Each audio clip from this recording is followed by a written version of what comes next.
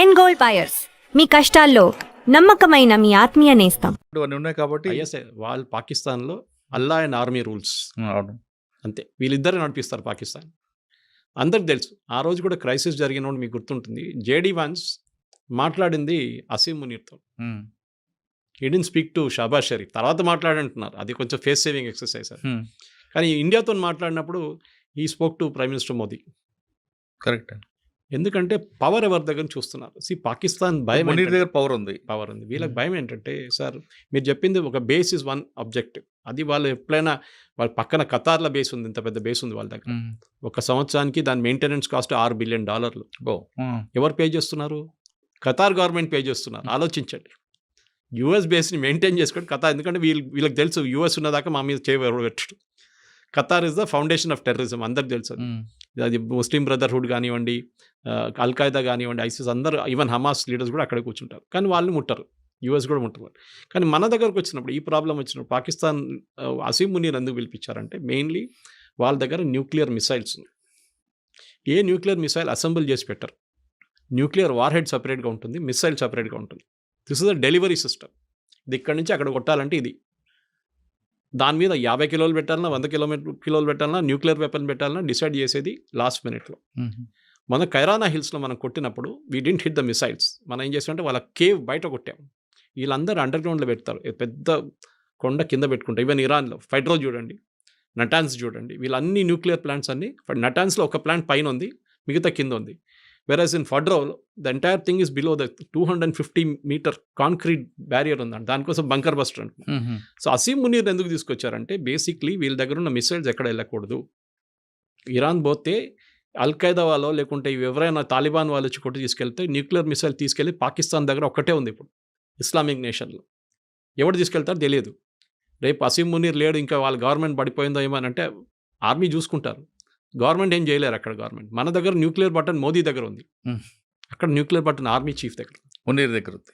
అది చాలా క్లియర్ అన్నమాట. సో దానికోసం పిలిచి ఏమన్నారంటే, ఆ మిసైల్స్ అంతా మేము చూసుకుంటాం. దీనికన్నా ముందు కూడా భారతదేశం అటాక్ చేసిన గుర్తుంటుంది మీకు. అందరూ అన్నారు అమెరికా చూసుకుంటున్నారు పాకిస్తాన్, అవును. దానికోసం ఆపారు బాంబింగ్ అని. Hmm. కరెక్ట్. ఆ వెపన్స్ వాళ్ళ చేతిలో పడకూడదు.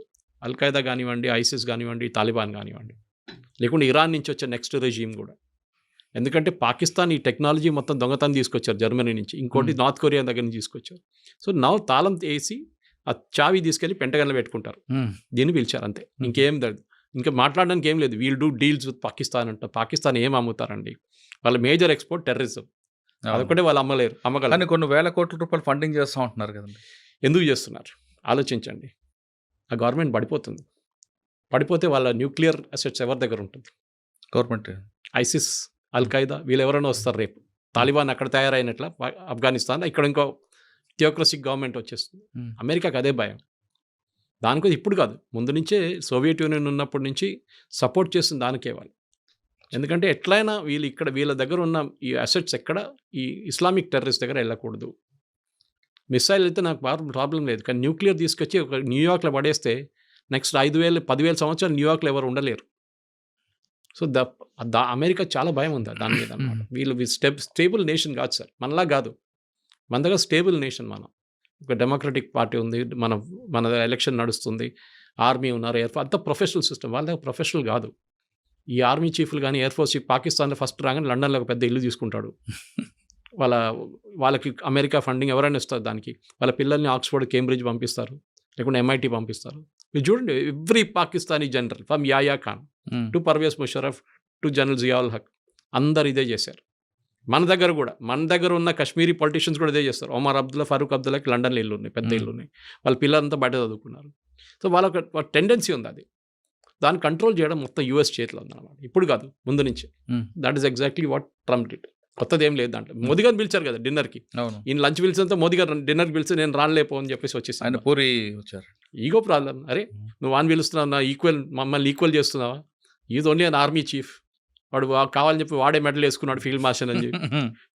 సార్ ఫైనల్గా చెప్పండి, సోనియా గాంధీ గారి స్టేట్మెంట్ మాత్రం కేవలం ఎలక్షన్ చూడాలంటే అంతే ఇంకేం లేదు. ఇప్పుడు కాదు కదా, అంటే అటు తిరిగి ఇటు తిరిగి మన దేశంలో రెండు పార్టీలు దీని మీద విభేదాలు రావా? కొత్తది ఏం కాదు కదా సార్. ఇప్పుడు సోనియా గాంధీ స్టేట్మెంట్ మీద కూడా మోడీ గారు ఇంకా వేరే వాళ్ళు కామెంట్ చేస్తారు. ఇది ఒక వార్ నడుస్తుంది ఇప్పుడు, ఇన్సైడ్ వార్. మోదీ గారు కామెంట్ చేయరు. మోడీ గారు మోదీ కాకపోయినా గారు పార్టీ టీం వాళ్ళు చేస్తారు.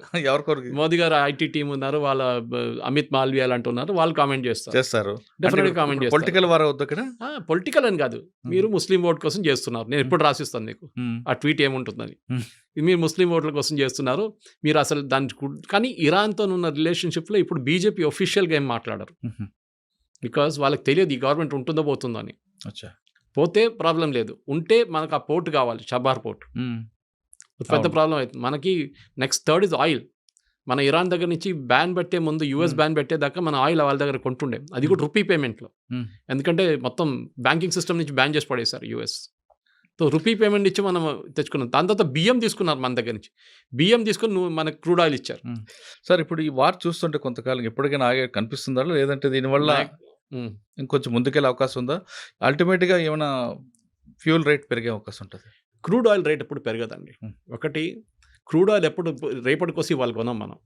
ఒక ఇయర్లీ కాంట్రాక్ట్ ఉంటుంది, ఓకే, అది మొత్తం మనకు 1 yearకి కాంట్రాక్ట్ సైన్ చేసుకుంటాం. అది ఎవరైనా ఉన్నాయి, సౌదీ అరామ్కోతోనో లేకుంటే వెనిజువేలాతోనో, ఇప్పుడు యూఎస్ వాళ్ళు కూడా సప్లై చేస్తున్నారు మనకి. ఇరాన్ మన దగ్గర ఐ థింక్ మనం లెస్ దాన్ అసలు కొనట్లేదు ఇరాన్ దగ్గర నుంచి, బ్యాన్ ఉన్న దానికి. ప్రాబ్లం ఎక్కడ వస్తుందంటే స్ట్రేట్ ఆఫ్ హార్మూజ్ అని ఉంది, మీరు చూసుంటారు. ఆ ఇరాన్ పక్క నుంచి, ఇరాక్ పక్క నుంచి వచ్చి ఒక స్ట్రేట్ ఆఫ్ హార్మూజ్ ఉంది, చిన్న వాటర్వే. అక్కడి నుంచి చాలా ఈ పెద్ద పెద్ద కార్గో షిప్స్, ఈ ఆయిల్ షిప్స్, కంటైనర్ షిప్స్ అక్కడి నుంచి ట్రావెల్ అవుతుంది. అది ఎక్కడైనా బ్లాక్ అయితే, అక్కడైనా బాంబ్ జరిగితే then definitely they will be an impact. కానీ మన దగ్గర స్ట్రాటజిక్ ఆయిల్ రిజర్వ్స్ అని మోదీ గారు గవర్నమెంట్ వచ్చేకన్నా ముందు మన్మోహన్ సింగ్ గవర్నమెంట్ నుంచి స్టార్ట్ చేశారు, మోదీ గవర్నమెంట్ తర్వాత ఇంప్లిమెంట్ చేస్తారు. స్ట్రాటజిక్ ఆయిల్ రిజర్వ్స్ ఏంటంటే మనకు ఒకటి వైజాగ్ వైపు ఒకటి, లొకేషన్ చెప్పట్లేదు గవర్నమెంట్, ఇంకోటి మ్యాంగ్లూర్ వైపు ఒకటి పెద్ద రిజర్వ్ ఉంది అండర్ గ్రౌండ్. మీరు ఆలోచించకుండా పెట్రోల్ బంక్ వెళ్తే మన ఒక అండర్ గ్రౌండ్ రిజర్వ్ ఉంటుంది, దాంట్లో ఒక 2000-3000 లీటర్లు ఉంటుంది. ఇది 1,00,000 లీటర్లు ఉంటుంది అన్నమాట under ground tanks. Under ground tanks ఏం చేస్తారంటే ఆయిల్ రేట్ తగ్గిన టైంలో తీసుకొచ్చి దాంట్లో పడేస్తారు.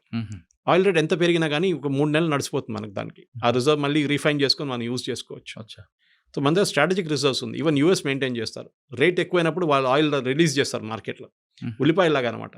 ఉల్లిపాయలు కోల్డ్ స్టోరేజ్ ఎందుకు పెట్టుకుంటారు? ఉల్లిపాయల రేటు 100 రూపాయలు వెళ్ళగానే వాడు మొత్తం తీసి బయటపడేస్తే అది రేట్ క్రాష్ అయ్యి 50 రూపాయలకి వచ్చేస్తుంది. సేమ్ పాలసీ ఇక్కడ కూడా.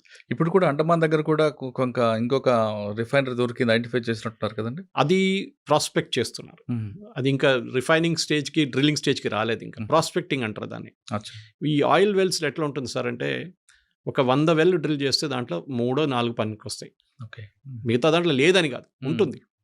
కానీ అది కృష్ణా గోదావరి బేసిన్లో చూసాం మనం, బాంబే హైలో చూసాం. డ్రిల్ చేస్తే అన్ని సక్సెస్ఫుల్ అని కావాలని లేదు. ఇది మన బోర్వెల్ లాగా ఉంటుంది అనమాట. మీరు బోర్వెల్ ముందు 600 తవ్వుతారు, నీళ్ళు వస్తాయి, దాని తర్వాత డ్రై అయిపోతాయి, అప్పుడు ఏం చేస్తాం మళ్ళీ 1000 తవ్వుతారు, అప్పుడు మళ్ళీ కొంచెం నీళ్ళు వస్తాయి, మళ్ళీ మీరు నీళ్ళంతా గుచ్చుకుంటాం, మళ్ళీ అది డ్రై అయిపోతుంది. ఆయిల్ కూడా అంతే. సో ఒక సోర్స్ నుంచి కంటిన్యూస్గా ఆయిల్ రావాలంటే that well should be really good. దానికి హైడ్రోకార్బన్ అనాలిసిస్ ఉంటుంది, సర్వే ఉంటుంది, చాలా సైంటిఫిక్ మెథడ్స్ ఉంటుంది. దాని తర్వాత అది కమర్షియలీ వయబుల్ అంటే బయటికి తీసి అమ్మడానికి మనం ఖర్చు పెట్టే కాస్ట్ ఈ 2 ఉంటుంది అనమాట. సో వేదాంత లాంటి కంపెనీస్లు, లేకుంటే అదానీ లాంటి కంపెనీస్, అంబానీ లాంటి కంపెనీస్ ఏం చేస్తారంటే వీళ్ళు ఒక 50 వెల్ తీసుకుంటారు గవర్నమెంట్ ఆఫ్ ఇండియా నుంచి, మేము ప్రాస్పెక్ట్ చేసి మేమే డ్రిల్ చేస్తాం. ఫెయిల్ అయితే ఫెయిల్ అయింది, కానీ ఏదో సర్వే చూపిస్తుంది అక్కడ ఆయిల్ ఉంది, హైడ్రోకార్బన్స్ ఉంది అని చెప్పేసి అది చేస్తున్నారు. సో బహుశా ఉండొచ్చు, కానీ అది ఎంత క్వాంటిటీ ఉందో ఎంత ఉంటుందో హర్దీప్ సింగ్ పూరి గారు మన స్టేట్మెంట్ కూడా ఇచ్చారు. చెప్తున్నారు 2 బిలియన్, అది ఎంతో బిలియన్ క్యూబిక్ ఫీట్ ఉందంటున్నారు. చూడాలి, ఫైనలీ అది ఇంగ్లీష్ చెప్తారు, proof of pudding is eating అని. తినేటప్పుడు తెలుస్తుంది అది ఉందా లేదా అని చెప్పేసి, టేస్ట్ ఉందా లేదా అనేది. చూద్దాం, ఇంకొక 2 years 3 years వెయిట్ చేయాల్సి వస్తుంది. దాని తర్వాత దాని కమర్షియల్ వయబిలిటీ తెలిసిపోతుంది. ఓకే సార్, ఫైనల్గా చెప్పండి, ఈ వార్ ఫుల్ స్టాప్ ఇప్పుడు అంటారు, పడుతుందా పడదా లేదా?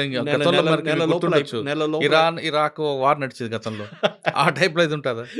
ఇరాన్ ఇరాక్ అని యుక్రెయిన్ తీసుకోండి, యుక్రెయిన్ సంవత్సరాల నుంచి కొట్టుకుంటున్నారు, ఆ విధంగా ఉంటుందా? సీరియల్ లాగా అవుతుందా లేదా ఫుల్ స్టాప్ ఉంటుందా? ఉంటుంది, 1 నెల లోపల అయిపోతుందండి. ఎందుకంటే నేను చెప్పాను మీకు గుర్తున్న స్టార్టింగ్లో, ఇరాన్కి హోల్డింగ్ కెపాసిటీ లేదు ఎక్కువ, వాళ్ళకు ఉన్నది ఒకటే ఆయిల్ రిజర్వ్ ఒకటే, మిసైల్ రిజర్వ్ కూడా తగ్గిపోతుంది వాళ్ళది. ఓకే, హూతీలు సపోర్ట్ చేయట్లేదు, హెజ్బుల్లా సపోర్ట్ చేయట్లేదు, హమాస్ సపోర్ట్ చేయట్లేదు.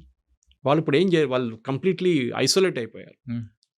యూఎస్ ఏమో ప్రెషర్ పెడుతున్నారు దానికోసం. చూడండి, ట్రంప్ ఏం చెప్పారు, నేను 2 వారాలు టైం ఇస్తాను అని చెప్పారు. 2 రోజులు కాదు, 2 వారాలు. So think over it. ఈ 2 వారాల్లో వాళ్ళ దగ్గర మొత్తం అన్ని మిసైల్స్ అయిపోతుంది క్వాంటిటీ. లాంచింగ్ సైట్స్ని ఇజ్రాయెల్ కొడుతున్నారు. వాడు బయటికి తీసుకొచ్చి లాంచింగ్ సైట్ పెట్టగానే మన దివాళీ పటాకకి బాటిల్ పెడతాం చూడండి, పెట్టంగానే దాంట్లో రాకెట్ పెట్టే ముందు ఆ బాటిల్ కొట్టేస్తున్నాడు.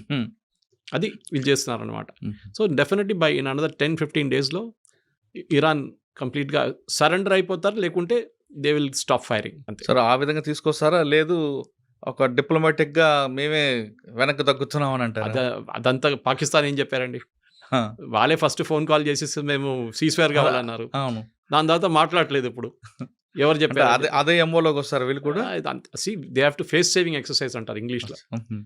మేము ఓడిపోలేదు, మేము కొంచెం మేము వాళ్ళ తగ్గాం, పాపం మేమే. భయపడతారు ఇజ్రాయెల్ వాళ్ళు.